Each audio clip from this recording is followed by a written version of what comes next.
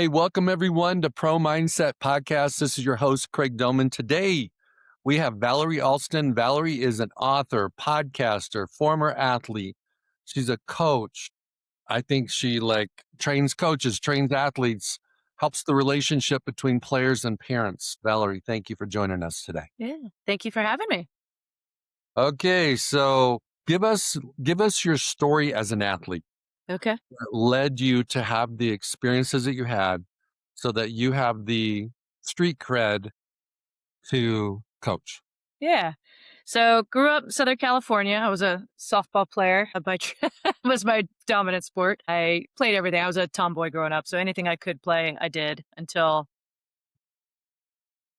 I don't know, I fell in love with softball. I wanted to be a Major League Baseball pitcher initially. That was my initial drive, but that was not open to me. But I discovered softball, really played that primarily. How I ended up at Division I was always a very above average talent wise. I'm a good athlete. But I think what really helped me excel was the mental side. I studied the game. I really spent a lot of time. My dad was my primary coach for a lot of those years. And in Southern California, the travel ball scene at the time was primarily in Orange County. And so I had to commute. And so we had often 45 minutes to an hour's worth of car ride in one direction to really just be together and talk sport, or sometimes we didn't talk sport at all, but just life. And this was obviously the shoot, even cell phone days. So we had to spend time in those car rides and really just communicate and talk and spend time together. So I think for me, that becoming a student of the game with my dad is what set me apart. And I fell in love with softball early enough that I decided I wanted to play that and play in college. That was my dream. It was to earn a scholarship to play in college. And so once I got into the high school age and was moving towards the recruiting side of things, again, I knew that as a Southern California kid, I was never like the top 10%. So I wasn't going to be going to any of the Pac-10 at that time. That was not an option for me. But I knew I was a very good player. I'd always been on national level teams, won national tournaments at the time with different teams, knew I was a very solid, good player. And so I started looking around, made sure I knew I was going to be going out of state, and had the opportunity. I got recruited by Minnesota and a couple other places too, but fell in love with it. It was apparently the Midwest people are my people. I felt so at home when I visited. But the journey there, because I was not always the most talented athlete, I really had to maximize the mental game.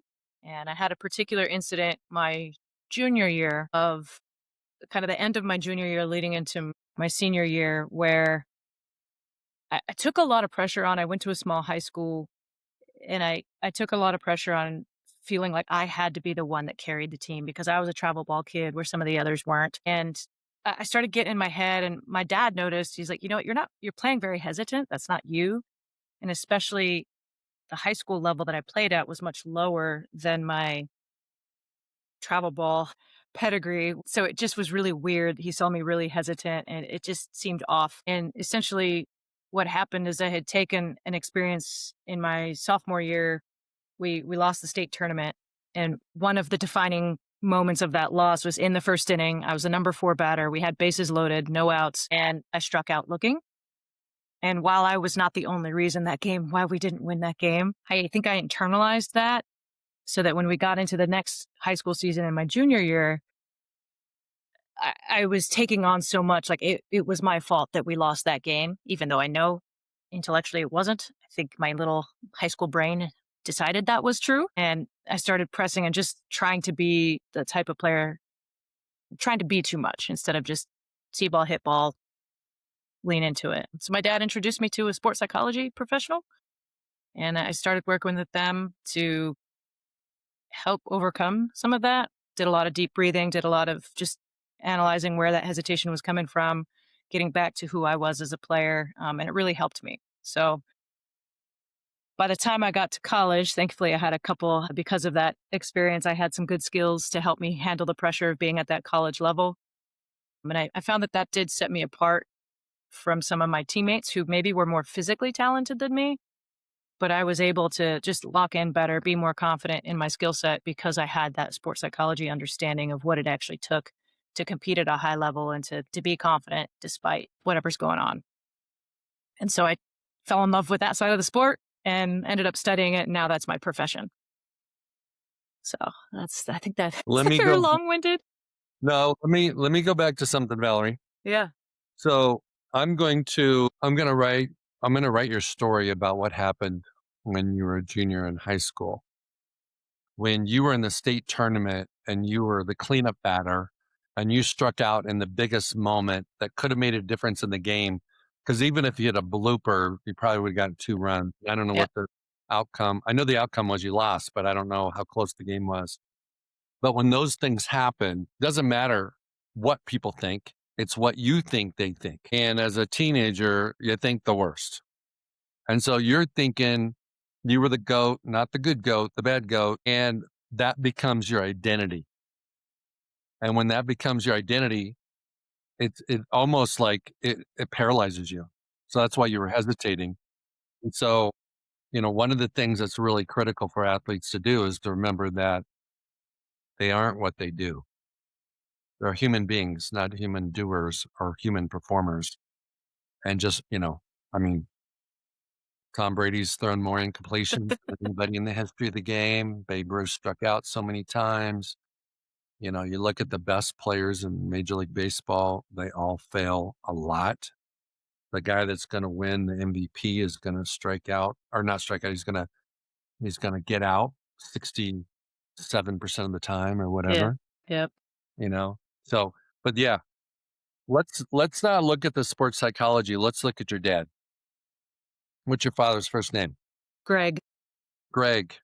Okay. Yeah. So what was one fundamental principle that your father taught you when you were a teenager Oof. that you pass on today as a mental coach that you can attribute it to, this school, this expert, this book, but it really came from dad? That's so unfair. There's so many life lessons that were instilled. How do I do? Let's see, which one do I want to go with? I think for me, it's actually become a bit of a joke in our relationship, but it's founded in a lot of it's play hard, have fun, no mercy. And that was a bit of our mantra. He taught me that if you're going to do something, do it right. Play hard.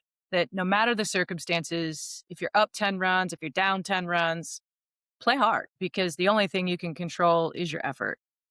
You can't, you can crush a ball and it'll go right at somebody. So I think instilling that competitiveness that whatever you're doing, do it hard, do it to the full extent of your capabilities. And then the have fun part is enjoy it.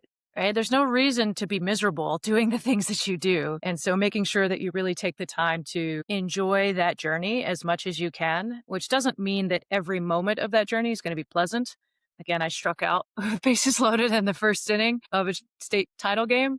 That wasn't fun, but I think having the overall mantra of play hard, have fun it helped remind me that be there with my teammates, have a good time, celebrate the successes, do the silly shenanigans and the car rides and the bus rides, like enjoy being there. And the no mercy part was a couple things there is in the competitive spirit is you don't let off the gas. You go hard, you play at your absolute best. Because especially as a young athlete, there's that tendency to change your level of play based on the competition. Some people will be like, oh, well, this is that easy team, so we'll just let up. And what happens is you end up often those games go poorly because you're not sticking to your processes. You're not playing at your level. You're kind of playing down to the competition. And that's not a way to be successful, right? You want to make sure that you play always at your best. And if you run rule somebody, you run rule them, right? It doesn't mean you have to be mean on the field. You still treat everybody with dignity and respect. You treat them, you respect the competitor that you're in front of. You're not going to maybe take extra bases, but you play as if they are the best team ever that you've ever faced. And then, so that idea of no mercy was really important in that to really get that competitive drive to keep me locked in no matter who we were playing against. So I think that's how it played out for me in sport, what that came to mean for us and our relationship. Shoot, we even still say it all the time. My dad's huge into pickleball now. And so every time we get off the phone, I was like, hey, play hard, have fun, no mercy. It's just it's our mantra now. But I think I've taken it out of sport too. And it's now just a life mantra for us that's how we approach he's taught me to approach life in general. Okay, now 2026, X years later, those three things are very valuable. What would be number four that you would add? Hmm. From a life or like things I've learned now that I would add to You've that. learned now, things you've learned since, because I'm looking at play hard, you know, that's all you can expect. That's all you can do. Give it everything you've got. You can't give any more than you got. And it's not about winning. It's about your output more than the outcome. And then have fun is, I mean, golly, if you're not having fun, what are we doing this for? And then, have no mercy is to me a little bit like number one, but the way you described it, it's more an inside game rather than an outside game. It's not paying attention to your circumstances, your opponent, the competition, all those things. And it allows you to have the freedom to give it everything you've got, which is the first one, because you're not letting the circumstances control you. Yeah. But there's got to be a four and a five, or at least a four that Yeah. you've since then that, if you were making, you're passing it down to one of your kids or nieces or nephews or whatever, what is that going to be? I think what I would add in my professional life, I've spent the last 18 years working with and for the military, teaching mental toughness, resilience, those type of things. I think what I would add is let it go, play hard, have fun, no mercy, let it go. That regardless of the outcome, regardless of what happened, this idea that like learn from it, mine it, whatever happened, positive or negative. If you don't have a healthy mechanism to just let it go and move on to whatever's next, often you can dwell and it can cause some problems. So this idea of once you've had the experience, you've learned from it, you've grown from it. Okay, it's done. Let's not stay in it. Moving forward is important. And I think the other piece I would maybe add is you're not alone, is that life is not a solo sport, it's a team sport. That if we're looking at somebody's individual capacity to be resilient and mentally tough, it requires a team. And however you define that team, whether, as a young athlete, that's your support network of your coaches, your parents, your siblings, your friends, your teachers that are there to support you and help you, recognizing that you don't have to have all the answers. You don't have to figure it out right away. In fact, there are times where you're currently where you're at in your life isn't enough to handle the situation. You do need external support or somebody to help you out, to get you over that hump. So I think that's what I would add is that it's even if you are a solo performer, you still have a team of people help and support you. And I think it's so important, not just for your ability to be a good athlete, but just to be an effective human. Life is not a solo sport, it's a team sport. So you're not alone.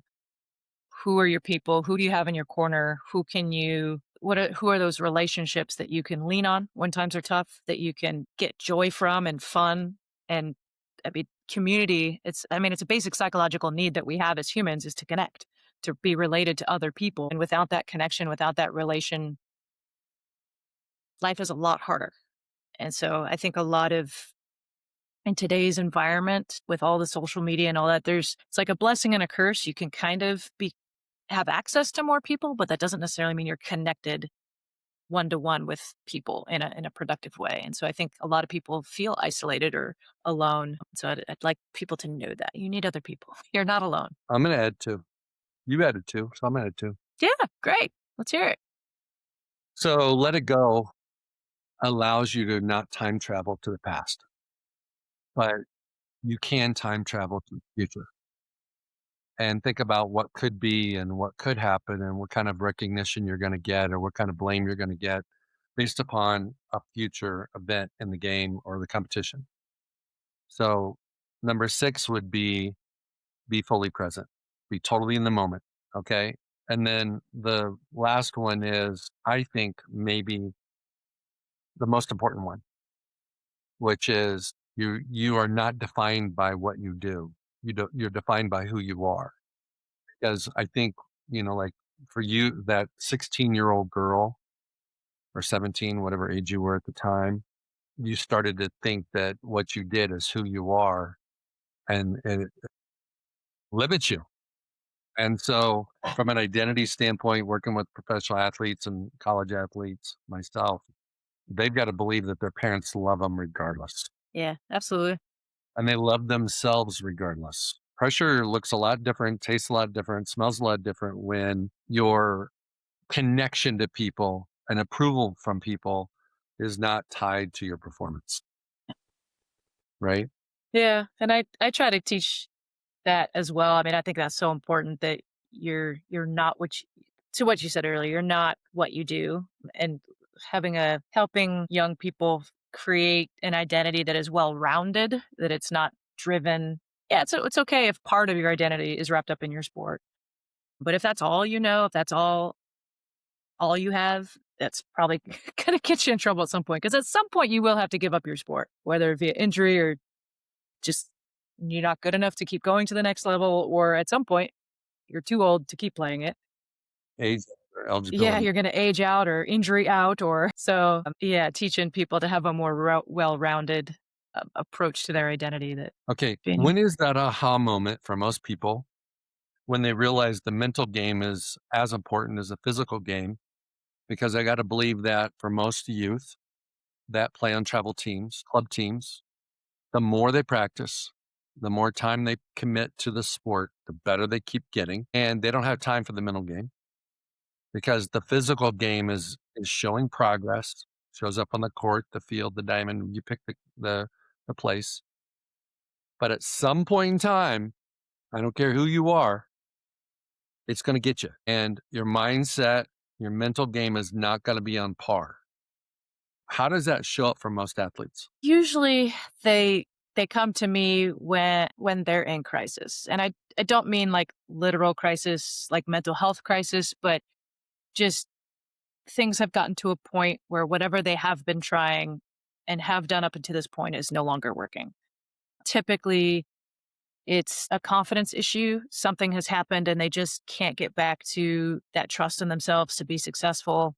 Um, or they've had, I'm working with a recent athlete who's coming back from injury and trying to get that injury it wasn't a traumatic injury or anything. It wasn't like a collision, but just, an overuse injury that they're rehabbing and getting back to. And that ability to trust the process and come back to try to get back to functioning what their quote unquote normal was can be really hard. So often when they're coming to me, it's because something's going wrong and they can't figure out why, or they know it's mental or emotional. They just don't know how to fix it. I wish that more people would proactively do mental skills training and not wait until something has gone wrong, that they would work on it would just be part of how they train, just like you have a hitting coach or a strength and conditioning coach or as a basketball, you know, shooting Shooting. coach, whatever, right? I wish people would be more proactive and train those skills before they need them. Kind of, I think it's what is a John F. Kennedy analogy. It's the time to repair the roof is not when it's raining. Analogy is sure, we're going to help and I'm going to help you when you're in crisis and we're going to work through it. But more people should start training. I mean, shoot, even at 10, 9, 10, 11, like there's still valuable tools, training your mindset, training your confidence, training your focus, training your ability to regulate your body and what's going on so that you can set conditions to be able to perform at a high level when you need to. Like, you don't have to wait till it goes wrong. Like, let's proactively work on it so you feel like you have the tools that you need eventually when it starts raining. Very few people, I mean, some do. Most people don't go to the doctor until they have a problem, Correct. right? And Yeah. so you're really the doctor of mental sport, and people don't want to use you. They don't believe it's important until it is, you know? I think another time that, besides just losing confidence or injury, is when they know they can do it, but for whatever reason, they're not doing it. And it's like, what the heck? They can't figure it out. So they work a little bit harder, maybe get a little bit more sleep, maybe they do something, mix it up, and they cannot perform at the level they know they're capable of performing. And it blows their mind. Yeah. Yeah, Okay, so I see that. I hear that a lot from parents too. Oh, they're great at practice. They're great at like, but as soon as there's pressure, they're in a game situation, they fall apart. Like that's a pretty normal thing I hear of why they end up showing up as well. let's just take that one. I have a son or a daughter, and he or she is doing wonderful in practice, gets the opportunity to start in their sport, whatever that may be, but they choke in the games. What are some of the reasons for that? There's usually a couple avenues for what's going on there. One, they haven't trained pressure moments in practice. I think what a lot of, especially inexperienced youth coaches, folks that aren't trained, and let's be honest, most youth coaches are volunteers. They don't necessarily You have a bet. lot of training.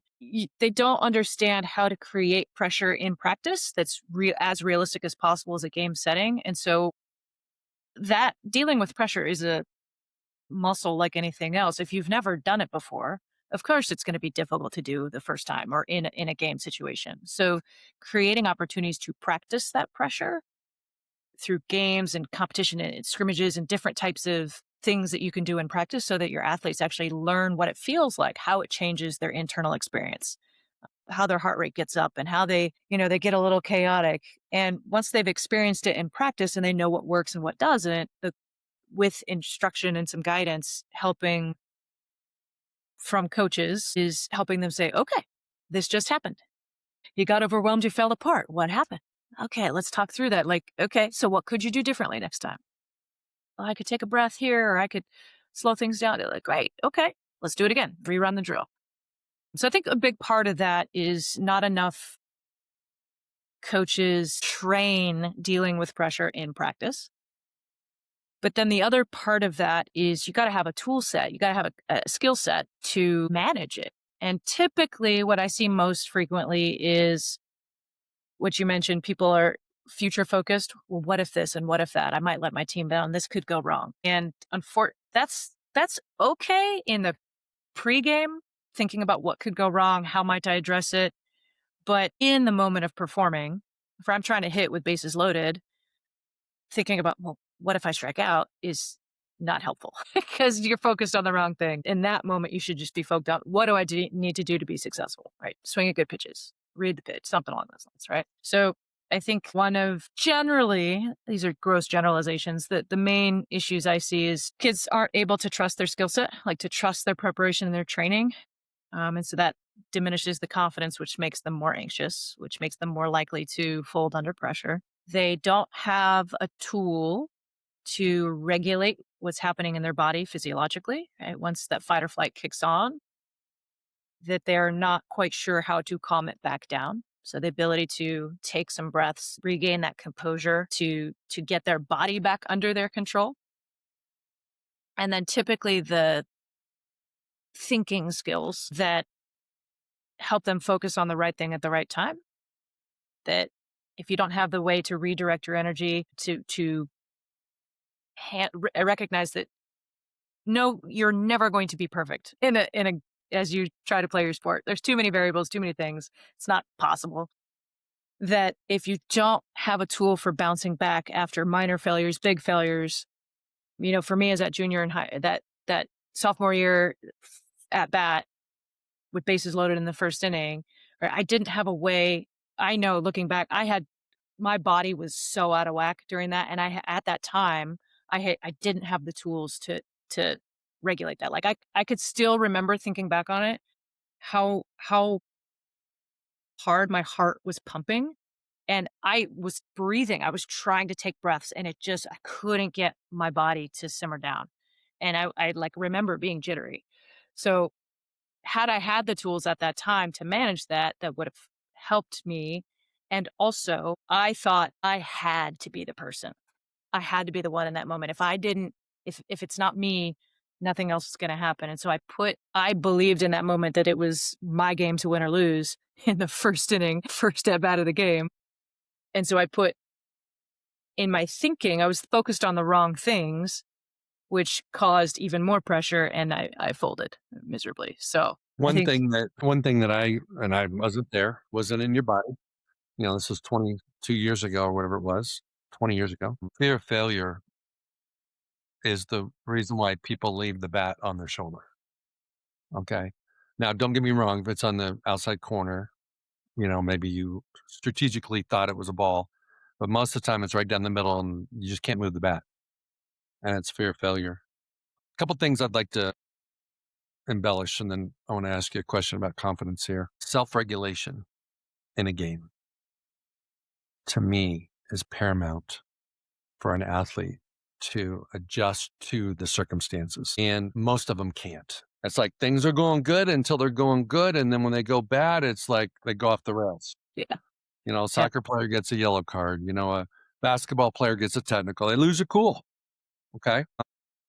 They just can't handle being unregulated because when you go into the game, you prepare yourself to be regulated. Then you train, you warm up and you're regulated. Everything's status quo. And you get in the game and it's going your way. Wonderful. And then the proverbial whatever hits the fan and you're Yeah. like, don't know how to respond.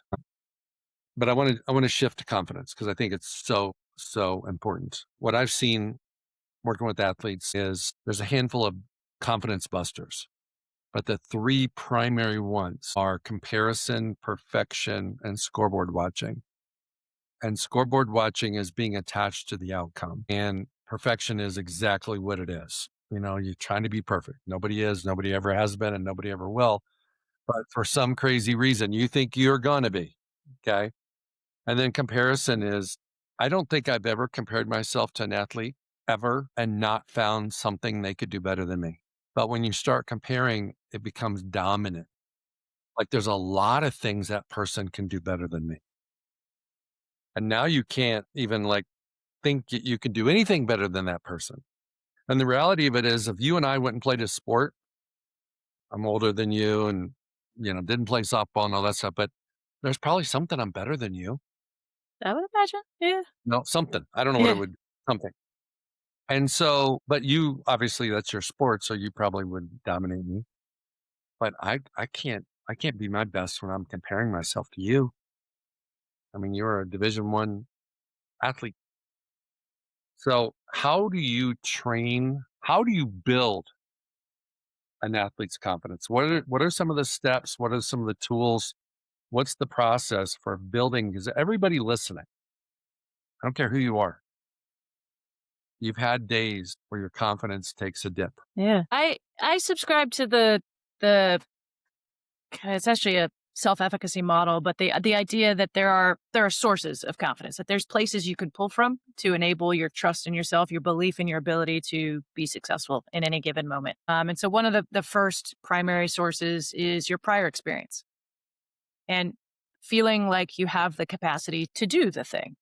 And so for coaches, for parents, for kids listening, the dominant source of confidence is having done the thing.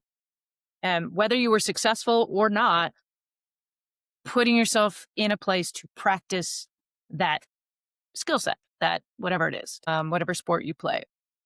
Now, when you're younger, that's going to start with the basics, right? I have to have trust in my ability to throw it to first. Well, have I ever got an opportunity to throw it to first from whatever sport out on the field I am? So getting prior experience is valuable. And that's why it's so important to spend time training.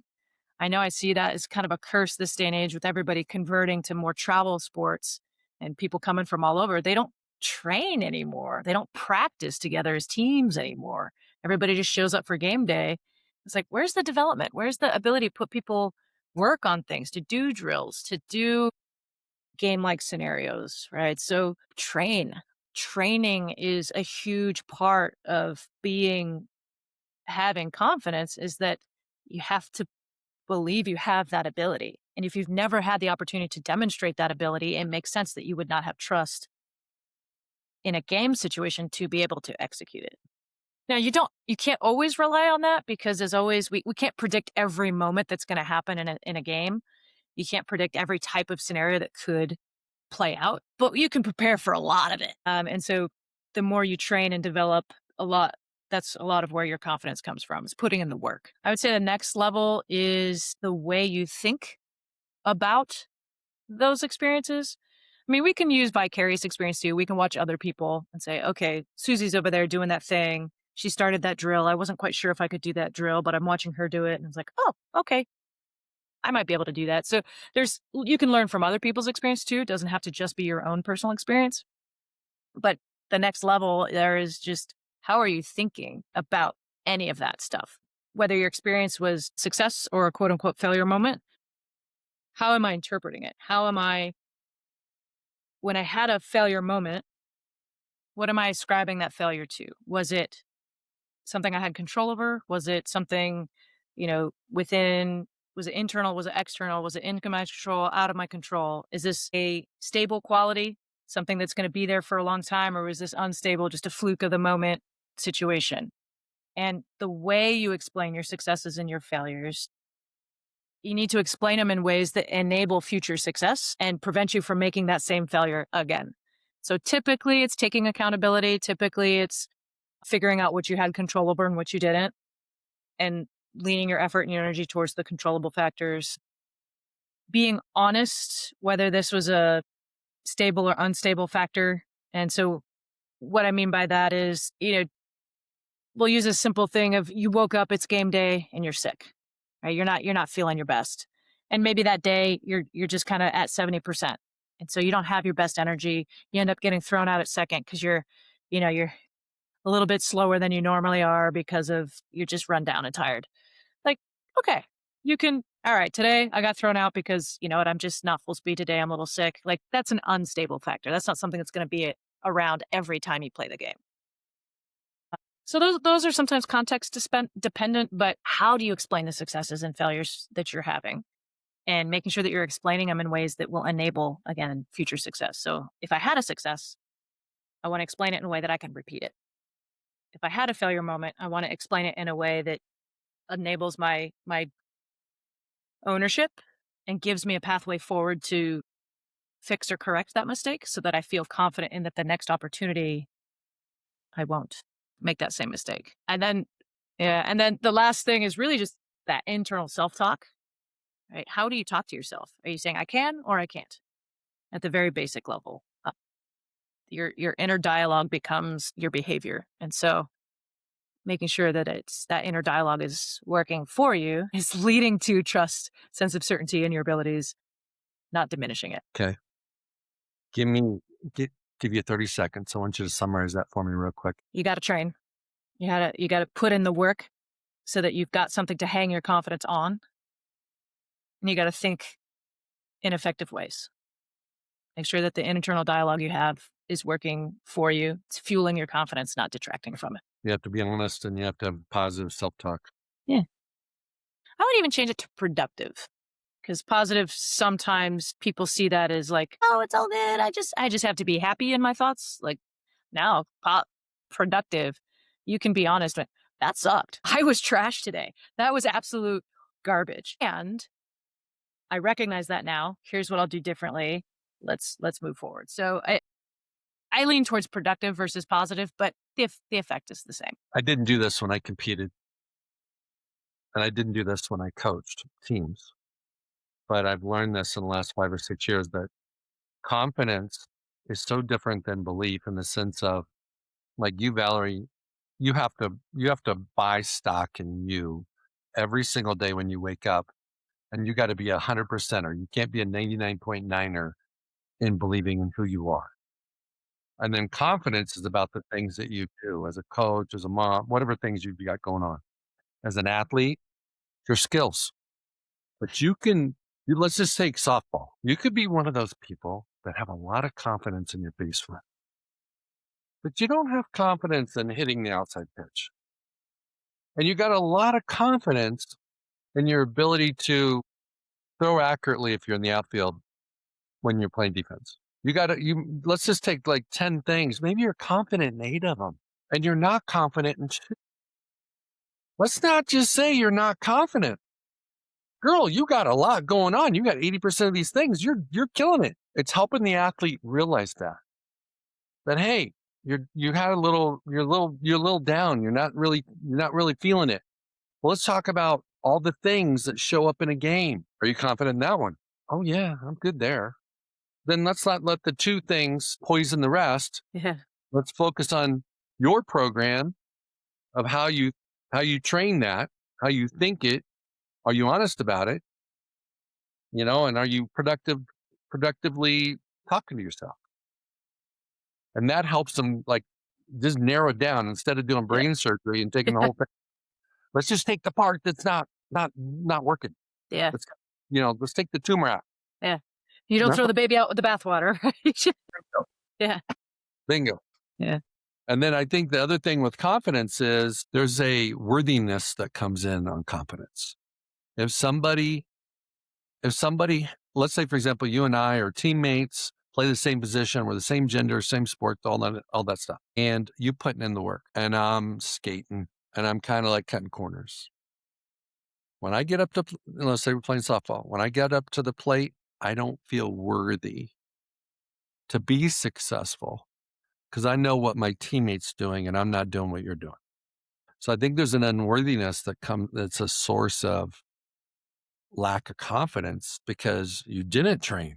I do think too that there are people out there who have delusions of grandeur, right? They just believe that they are quite good at something, even if they're not. So that there are people like that too that have zero talent, but believe I'm better than everybody. But that's going to quickly, once the competition catches up, that's going to quickly. Those folks are not going to last much longer in elite sport. They don't last super long, but yeah, there are people who are completely confident even though they have zero competence. Oh, I know. You don't want too many of those No. people on your team. Yeah, not so If you're the much. coach, those are Yeah. not ideal athletes. Okay. So my brain keeps going back to training, pressure, and practice. I think that if every coach took that to heart and really, you know, created creative periods in practice where that was prevalent, then when they get in the games, regardless how they do in practice, they're comfortable with that discomfort. Yeah. So, like in softball, I guarantee I know how it works. Okay, I don't know. Yeah, Surmising. yeah. We put a defense out, and then we're gonna run through the ladies that are in the dugout, and eventually we might end up with bases loaded situation, and the girl that's at the plate at that point in time actually feels some pressure. No, every time every batter's got the bases loaded, and if that person hits a grand slam, we get three people Restart. on base. Yep. Constantly pounding that pressure and maybe even starting with an 0-2 count. Things like that just, like ramp it up. As soon as they get comfortable with the bases loaded, now hey, now you're a pinch hitter because the girl got, something happened and she has to step out of the game and we got to put somebody in and so on too. Can you handle it? You know, Usually when it's an even count and there hasn't been a pitch yet, everybody feels comfortable. And then you know what? It was a little bit, didn't swing, and it's 0-1. Now you feel a little bit different. And then it's a bad pitch, and the ump calls it a strike. And then it even feels worse. Can you perform? Can you still swing the bat loosely and confidently, or is that when you get tight and you can't hit the ball? What are just attack? Just tackle the sport of softball. And, you know, probably not a softball coach listening, but just in case there are. Yeah. And people are so smart, they can take this information you're going to share and transfer it to their sport. What other ways can you simulate pressure? Yeah, there's several approaches. One, realistic game pressure. So, again, softball, that's you're putting you put a defense out there, you put runners on, you say, all right, 2-2 count, 2 outs, bottom of the 7th, you're down by a run. Go do or die, go. Because then the defense is working the pressure because it's not a safe. It's they have to protect the lead, right?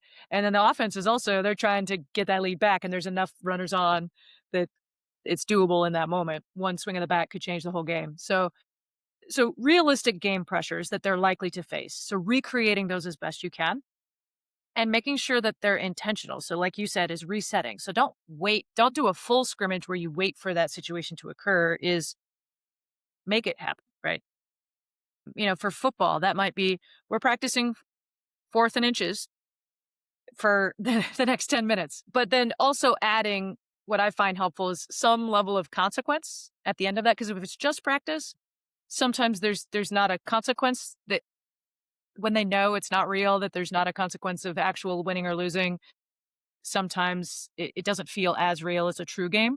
So adding some level of consequence, and it could be arbitrary, like, all right, you got to do a lap. So if you don't win this half inning that we're playing right now, if offense wins, defense got to take a lap. If defense wins, offense has got to take a lap or whatever. It shouldn't be exorbitant, but just something that is a natural consequence that would like, okay. So adding some level of consequence can actually ramp up that pressure and make it feel a little more game-like. So practicing the game pressures, the realistic game pressures is one way.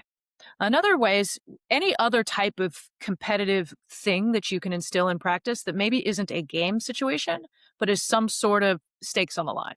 So we did simple things in softball where coach would set up, a bucket on a chair, and we'd have like 3 outfielders. You each get 1 throw from center field, and if between the 3 of you can't knock the bucket over, the whole team does some sort of punishment. Like you got to do burpees, or you got to do take a lap or do something. So while it's not technically a game scenario, it is a relevant skill, being able to hit throw an accurate throw under pressure. And so games like that can be really powerful, or like mini competitions. This team, all right, you get 5 pitches, and no matter where the pitch is, you got to get the bunt down. So whichever team gets the most bunts in play, wins, something like that. So even if it's not a game-like situation, you're still using your sports skills. You're still making them execute sports relevant skills, but you're gamifying it in a way that creates some external pressure and some fun. I think a lot of it's a gross generalization, but a lot of kids today don't know how to compete, right? They don't know how to like dig in, like I'm coming at you, like that killer instinct, if you will, of like you don't always see that, and I don't know where that went. I have opinions and I have ideas, but I hear that from a lot of college coaches these days, that competitive edge, that like willingness to like dig in and be the person with the game on the line seems to be less in today's generation. So I agree. Hang on a second. I just called you up and I say, I'm a college coach and I've got an athlete missing the killer instinct. How do you train that? Because I think a lot of coaches, since it's innate, it's natural, but I need this player to have it. It's the difference between this player being pretty good to being great. And I'm trying to find the switch. They talk about turn on the switch, all these things that all represent they're not in the headspace they need to be in. How do you shift their mindset a little bit so that they can acquire that killer instinct? in my opinion, unfortunately, it's not a simple answer because some of it depends on where it's coming from. I know often for teen girls, for instance, they're so driven by social relationships, and that sometimes it comes from the worry of, if I do compete at that level, if I do take that hard-nosed, like competitive edge, I might damage a relationship. And so it's the fear of I'd rather not rock the boat and cause contention. And so trying as a coach, that's just one reason. That's not the only reason why people aren't competitive, but trying to really dig a little bit of where that might be coming from, because there's many things that could cause it. So trying to figure that out first as best you can, and then you coach to whatever that gap is.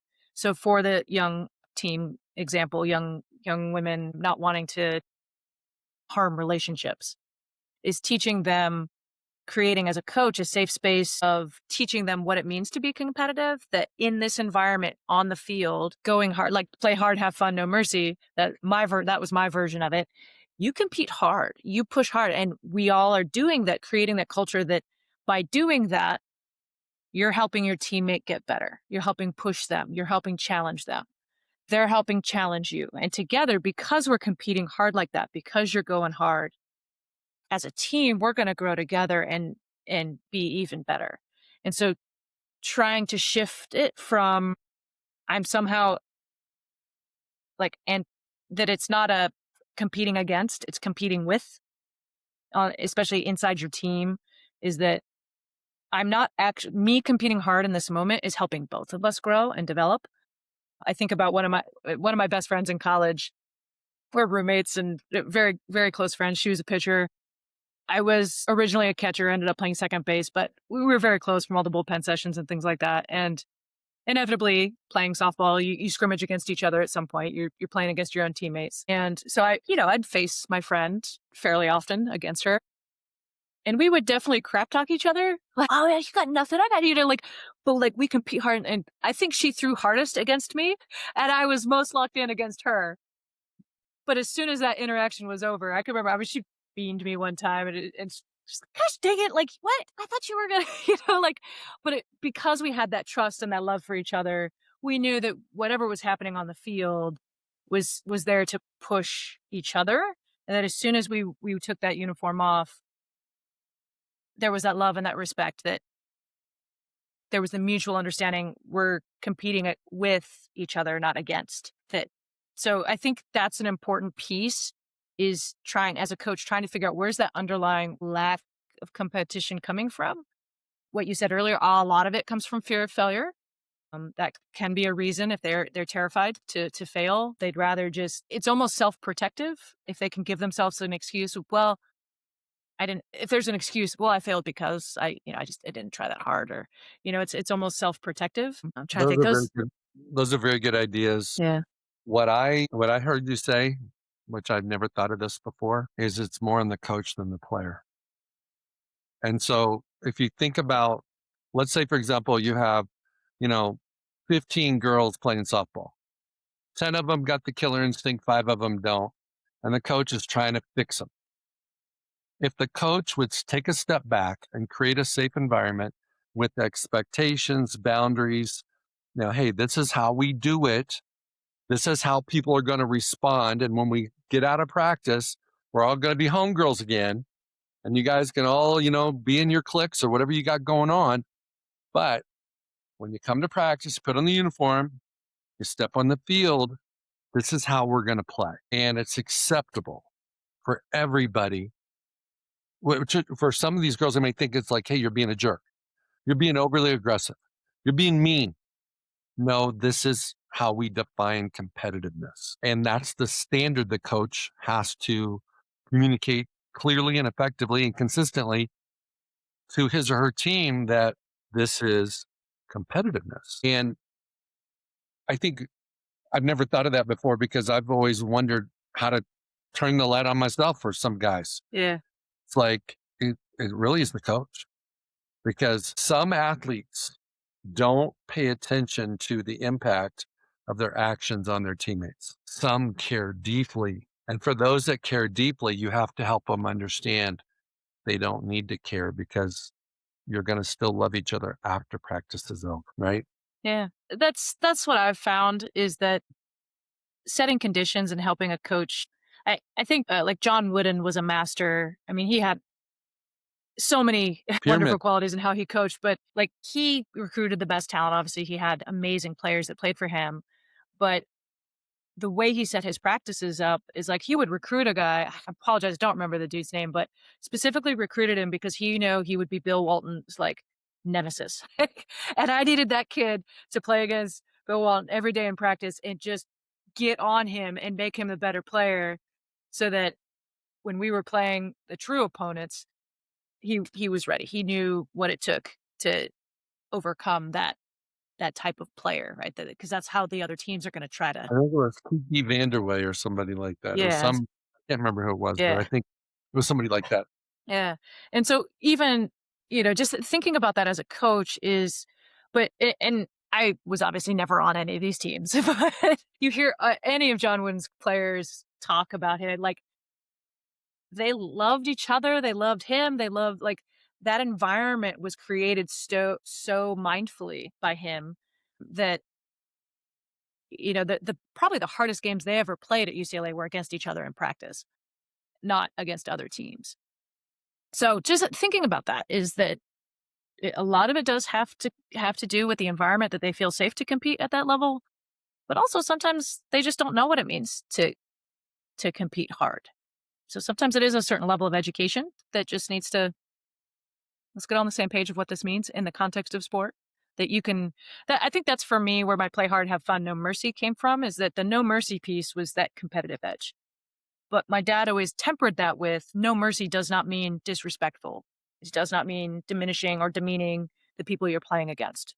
It meant giving your very best, no matter who shows up, because that's you're challenging them, but you're still, sportsmanship and all that. Like it was couched together in that. So I think again, as coaches, thinking about where are you setting boundaries for that in that are reflected in effective sportsmanship and good character and you know that type of thing.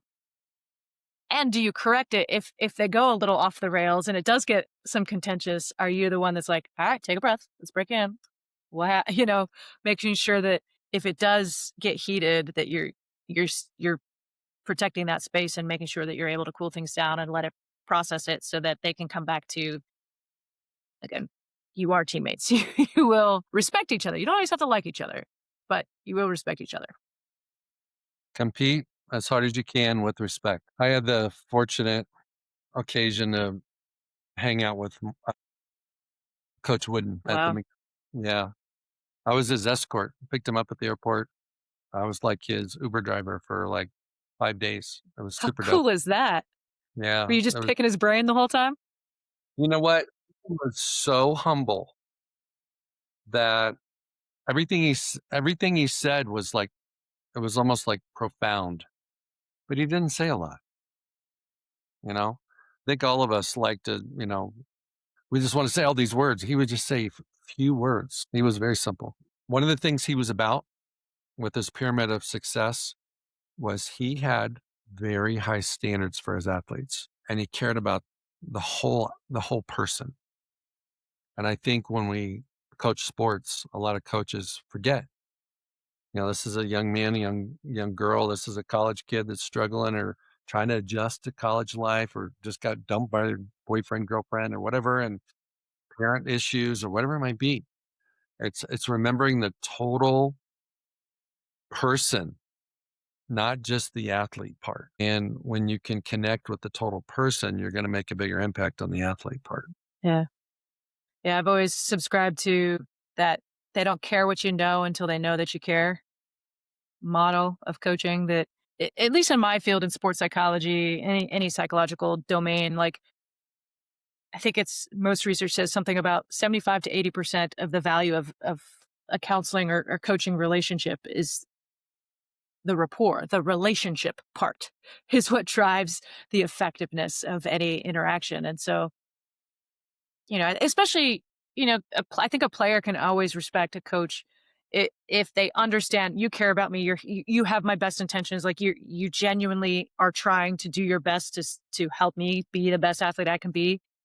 At least I always knew when I had that understanding of my coaches, you could forgive them when they have bad moments or when they chew you out or when maybe weren't at their best either as humans. But it's like, okay, on the whole, I know coach cares about me. I know they're trying.